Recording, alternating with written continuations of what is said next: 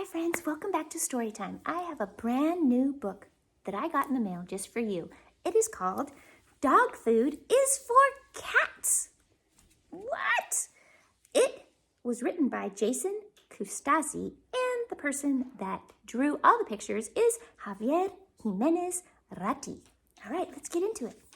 Dog food is for cats. Oh boy, I don't know what we got going on here in this book, but we're about to see. Dog food is for cats. Piper woke up hungry at his old Kentucky farm, the warmth of the sun as his morning alarm. Oh, look at these beautiful pictures. I think that is Piper right there in the doghouse, which makes sense since I think this is a book about a dog. His little tummy grumbled with a rumble so deep, it woke all the rabbits who were still trying to sleep. Look at all those bunny rabbits. Oh my goodness. So many. Staring down at his food in a bright yellow dish, no more kibble for breakfast was Piper's everyday wish. Here he is. I don't think he likes kibble anymore. Dreaming of cookies, chocolate cake, and other treats, Piper licked his drooling lips at the thought of all those treats. Ooh, those are some yummy sweet treats. I am done eating kibble. I'd rather eat grass or pizza with mustard. Dog food is for cats. Ooh, I think Piper has an attitude now about dog food, don't you think? A soft buzzing bumbled as a swarm of bees drew near. Good morning, young Piper, they buzzed in his ear.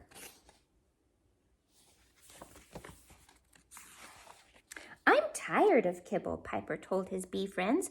Follow us to the fields where the food never ends. Oh boy, Piper is going to eat what those bees are eating. A quick sniff of the flowers, Piper sneezed. Achoo! The bees quickly noticed nectar isn't for you.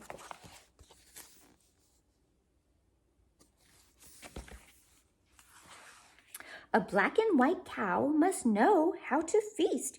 You don't get that fat unless you eat like a beast. He's gonna try to eat like a cow now. Piper made a sour face with a mouth full of grass. This isn't my thing. I'm gonna have to pass. He is not liking that grass, not one bit. With a neigh in the distance, Piper thought, of course, the best barnyard meal must be by a horse. Oh boy, Piper, I don't know about these choices. Piper expected a big breakfast, maybe eggs and some bacon, but he only saw hay here.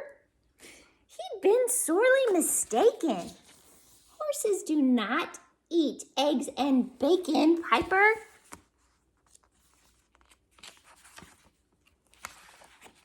Walking through the woods, Piper spotted a small bunny. It hopped by in a flash, laughing at something funny. Woo! Look at that bunny. Jumping high, right up in the sky. Triggered by instinct, Piper quickly gave chase. He was one tired puppy, having lost the bunny race.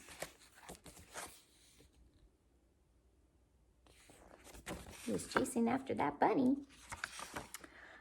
Awakened by an owl with a hoo from above, she suffered her mousy meal, a gesture made with love. She was eating a mouse. A fox crept from the bushes, eyeing his next catch. Piper sure does like chicken, but they peck and they scratch.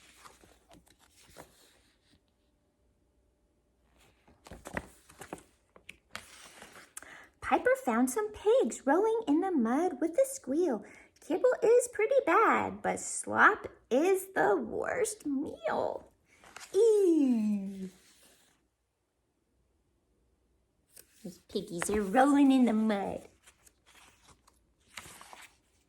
At the edge of the farm, fresh corn grows aplenty, but this donkey wouldn't share. He wouldn't give Piper any. Ooh, that looks like a mean little donkey. Right here. Not sharing with Piper. Goats are super friendly and will share a bag of feed, but kibble made for goats isn't exactly what I need. There's the kibble, the goat's kibble.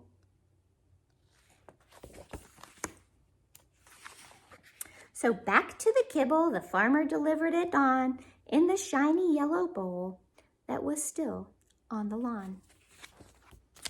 There's Piper's kibble still sitting there in the yellow bowl. Hungrier than ever, Piper scarfed down his food, filling his tummy with kibble, the best meal he'd ever chewed.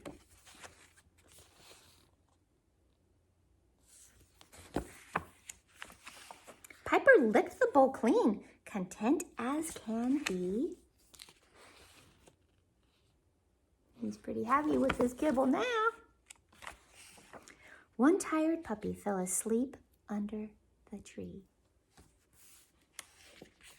And my friends, that is the end of our story. He learned a valuable lesson, didn't he? Piper really does like his kibble. Wow, what a great story. Have a great afternoon, friends. Do your activities and your packet pages and work on your family project. Good deeds.